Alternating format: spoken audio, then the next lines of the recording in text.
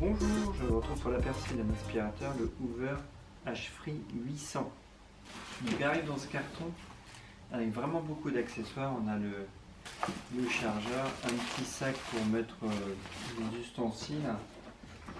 Et puis là, on a vraiment toute une combinaison qui peuvent rendre l'aspirateur pratique. Mais en même temps, est-ce qu'on aura besoin de tout? C'est une autre question. Là, on a hop, ça qui peut se mettre dans tous les sens. Donc on peut le mettre au bout de ici, comme ça fait une rallonge.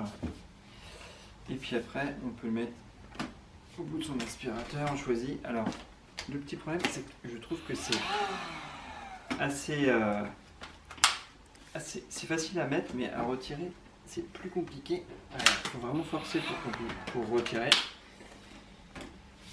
Et puis après, voilà, on fait ce qu'on veut en adaptant avec voilà, on peut même mettre celui-là, donc on peut aller chercher comme ça très très loin au final. Voilà, on peut avoir des configurations assez étranges à chaque fois, mais voilà, ce que je disais, c'est je trouve ça dur par rapport à d'autres concurrents où c'est beaucoup plus facile de tirer. À chaque niveau, on voit que c'est dur, il faut vraiment forcer. Il faut se servir des deux mains pour que ça vienne. Voilà. Donc peut-être que ça se fera, parce que là il est tout neuf, donc peut-être qu'au bout d'un moment ça se fait et ça c'est plus facile, mais en attendant au début c'est quand même assez compliqué. Donc voilà, vraiment beaucoup d'accessoires. Voilà. Et on en a encore ici, on le voit, c'est vraiment à la limite trop d'accessoires, y compris la mini brosse pour les canapés.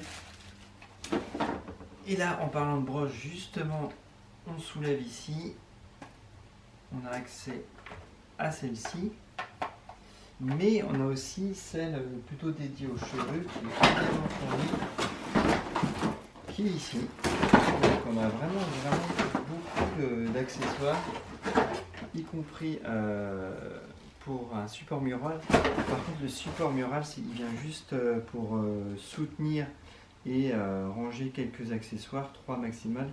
Mais on ne peut pas inclure le chargeur qui est ici dedans pour que quand on pose son aspirateur, il se charge automatiquement. La charge, justement, c'est assez simple, parce que du coup, il suffit de brancher. Voilà. On a une longueur quand même qui est acceptable, donc même s'il est debout, on peut aller chercher à sa prise qui est en bas. Donc là, c'est un 35 minutes. 35 minutes, il faut compter 30 avec la brosse active, 10 minutes en mode turbo, et les 35 minutes, ça sera en mode silent, là, ou un peu moins puissant. Donc là, on pourra y accéder, et la charge prend plus de 4 heures. La batterie est amovible. On a un bouton ici, voilà. Et donc on peut la charger comme ça à part, c'est pratique. C'est un super bon point, sauf que Hoover, je ne sais pas pourquoi, même dans la même gamme, là, les H-Free, toutes les batteries ne sont pas les mêmes, et les accessoires non plus, donc c'est pas compatible. Donc je vois pas trop l'intérêt de faire des choses amovibles si c'est pour les rendre tout aussi obsolescents, puisqu'on ne pourra pas les interchanger entre des aspirateurs de la même gamme, ou imaginons que je en change d'ici 3 ans, et ben ça ne sera pas les mêmes batteries. Donc je ne comprends pas ce choix fait par Hoover de ne pas avoir les mêmes accessoires. Les tubes et tout, rien n'est compatible avec des aspirateurs pourtant aussi de la même gamme, H-Free. Donc je ne comprends pas trop ce choix. Donc voilà, au point de vue des accessoires, je crois qu'on a fait le tour. Donc celui-ci est Wi-Fi, franchement, j'ai pas réussi à me connecter. À chaque fois que je veux rentrer mon code Wi-Fi, ça rentre pas. Sinon, ça donne l'autonomie quand nettoyer ses filtres ou de petites choses comme ça. Enfin bon, la durée d'utilisation par exemple. J'ai pas plus insisté que ça, parce que d'une part, il faut donner ses données, il faut géolocaliser son téléphone, donc voilà, donc ça m'intéresse pas des masses, donc j'ai pas insisté plus que ça, mais en théorie on est censé pouvoir avoir ces données.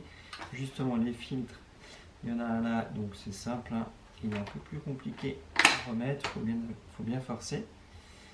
Et l'autre va être ici. Donc on ouvre. Alors pour le vider le réservoir, c'est assez simple, on appuie et ça vient tomber. Et après, le choix est là, il n'est pas super pertinent, il faut visser. Donc on visse, on dévisse.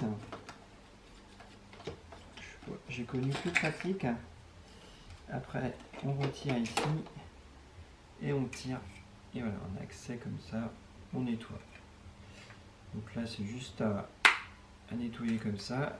Hop, on remet et on revisse. Sachant que l'autre filtre qui est là, hein, il faudra le laver de temps en temps. Et puis on laisse sécher 24 heures tout simplement.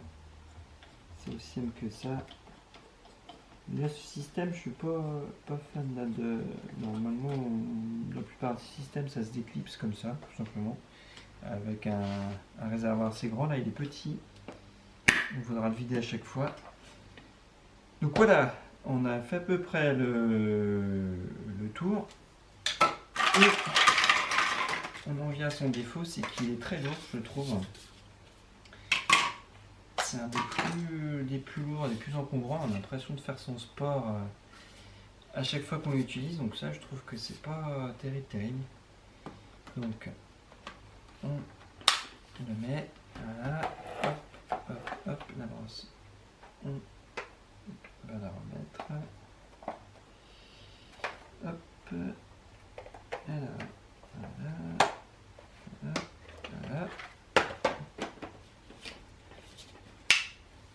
Voilà, donc c'est opérationnel. Donc après, c'est assez. Voilà, on voit qu'il n'est pas souple d'utilisation. On peut pas.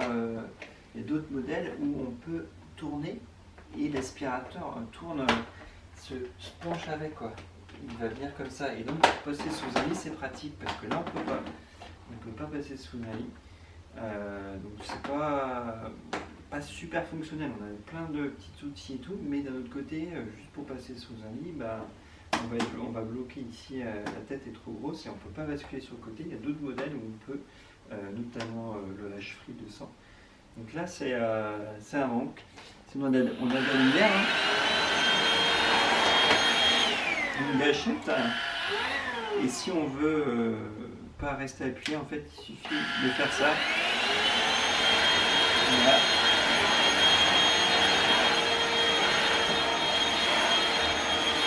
Donc le mode silent, moins efficace, avec une batterie qui dure plus longtemps.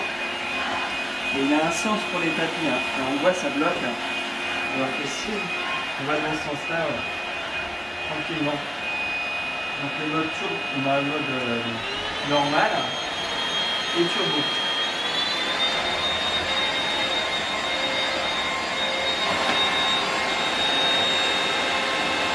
Et on a l'indication du niveau de batterie.